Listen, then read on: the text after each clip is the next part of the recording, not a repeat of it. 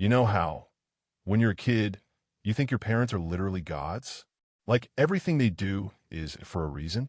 Well, I grew up in a house with thin walls, so noise was a big no-no. But my dad, he found a way to keep me quiet and entertained. We played a game called the Deep Blue. Every night at bath time, he'd fill the tub all the way to the brim.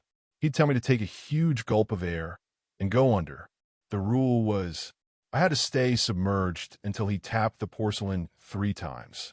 I remember sitting there, crisscross applesauce on the bottom of the tub, staring at his distorted face through the rippling water. I wanted to impress him so bad. I wanted to be the best. But sometimes, I'd run out of air. My chest would start to burn like fire. I tried to stand up, but I felt his hand. His heavy, calloused hand, resting right on top of my head, pushing me back down.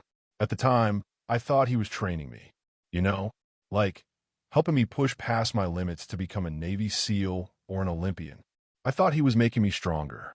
But now that I'm 30 and I see how my own brother treats his kids, I realized something that made me physically sick. He wasn't checking his watch to tie my records. He was checking his watch to see how long he had peace and quiet before he had to deal with me again. And the nights he held his hand down the hardest, those weren't training days. Those were the days he'd lost money at the track. He wasn't building my lung capacity. He was seeing how close he could get to making the silence permanent.